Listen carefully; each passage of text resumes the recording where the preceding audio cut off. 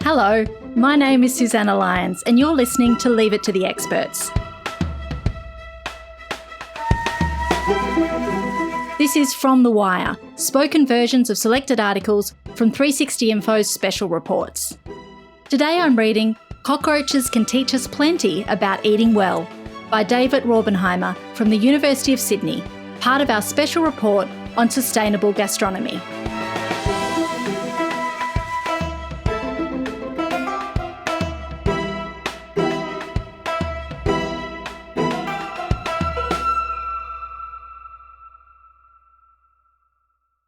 Insights from the natural world are helping us better understand why we overeat and how to rebalance our food system to address the problem.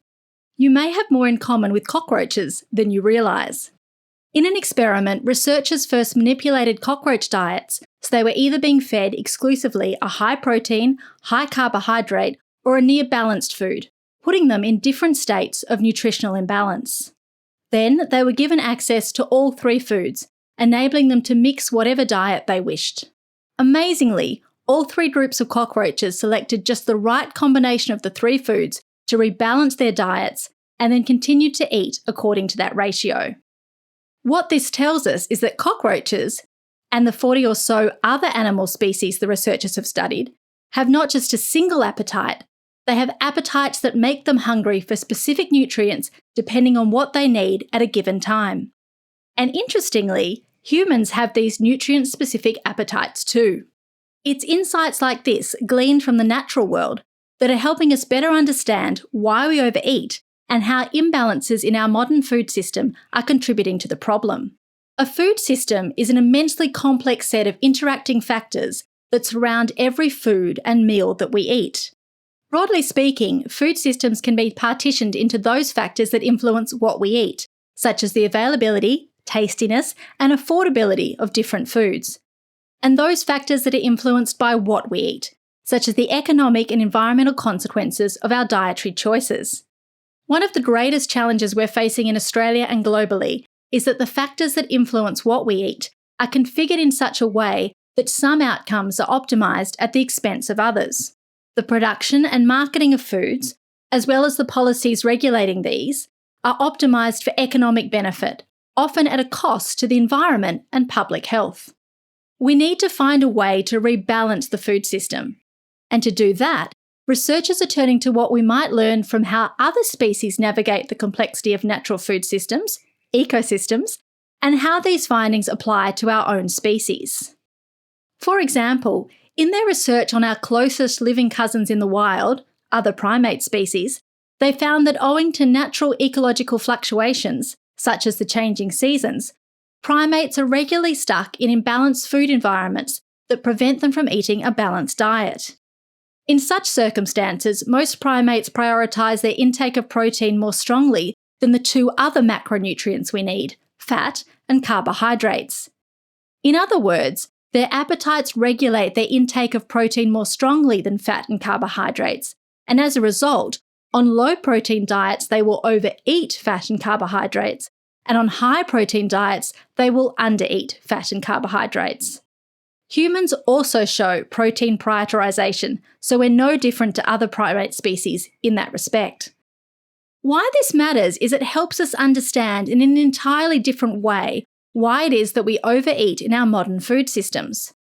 Surprisingly, we don't overeat fat and carbs because we have particularly strong appetites for those nutrients, but because we have a stronger appetite for protein.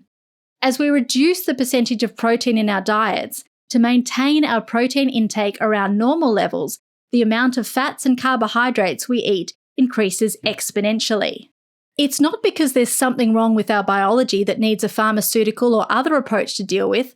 Our biology is intact, the same as our wild primate cousins. What has changed to drive the nutritional predicament we're in today is the environment we find ourselves in. Protein has been diluted in our food system, leading to the epidemic of overconsumption that's plaguing the planet and the health of our species. According to the Australian Dietary Guidelines, we should be getting between 15 and 25% of our energy intake from protein, between 45 to 65% from carbohydrates, and between 20 to 35% from fats. This allows us to identify at a glance whether the composition of our diet or a particular food or meal is balanced nutritionally with respect to these recommendations, and allows us to identify which categories of food are responsible for the protein dilution in our food system. What research has shown is that it's ultra-processed foods that are the culprit for diluting the protein concentration in our diets in the Australian and the global food system. Ultra-processed foods are foods that originate not from a forest or from a field, but from a factory. They have their roots in industrial manufacture, not in agriculture or in harvesting from the wild. They are designed by food engineers not to nourish human bodies or protect the environment, but to nourish and protect the financial returns for shareholders. Unfortunately, from an affordability perspective, what research has shown is that low-income groups in Australia are associated with low-protein diets and hence spontaneous excess energy intake. They're also more likely to be gravitating towards these ultra-processed foods. The reason for that is that when you compare the relative cost of the different macronutrients in the foods that we eat, protein is the expensive one. Avoiding obesity then becomes a socio-economic challenge, with people on lower incomes forced away from the recommended protein intake and towards overeating of fats and carbohydrates. Understanding that we prioritise protein is also important when considering the environmental impacts of the diets that we eat. High-protein foods are associated with high greenhouse gas emissions, so you might assume that we should be reducing the density of protein in our diets in order to also reduce our greenhouse gas emissions. But this assumes that our energy intake remains constant as the proportion of protein in our diet decreases, which we know is not true. It is our protein intake which remains more constant, so as we dilute the proportion of protein in our diet, our energy intake increases.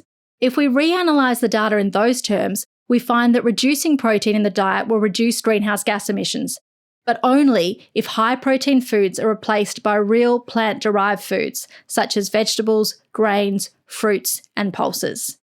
If high-protein foods are replaced by ultra-processed foods, environmental damage is not reduced and can even be worse.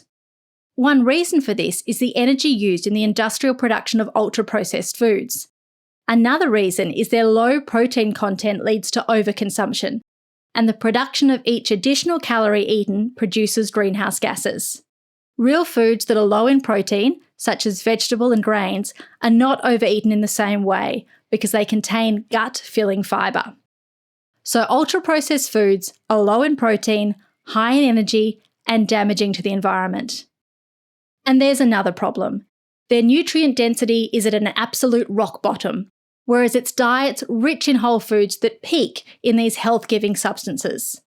Why then do we tolerate diets that are unhealthy and unsustainable? Nobody really wants the planet to be poisoned. Nobody wants our bodies to be poisoned. Yet both outcomes are so persistent within our food system. This is because they are deeply bedded within the economic system that governs all of this, such that there are market benefits to the economy of having ultra-processed foods consumed at the high levels they are. Market benefits are, of course, good for the country, but at what cost to public and planetary health? The key challenge then is to manage the drivers of our food system in such a way that the economic, health, and environmental benefits are better balanced. Policy tools are available for this and are already being implemented in some countries. These include health taxes, based for example on the amount of added sugar, front of package warning labels, restrictions on marketing and distribution, and media campaigns. No one of these will on its own address the problem. They need to be interlinked in sets of reinforcing strategies, as is being done in Chile and Brazil. Such tools are no stranger to Australia. They have been used to good effect to reduce tobacco and to some extent alcohol consumption. Similar measures applied to food will help reduce the burden of preventable disease and save the natural world on which we rely for producing food, including those species such as insects and apes that have helped us understand how we have gone wrong and where we can do better.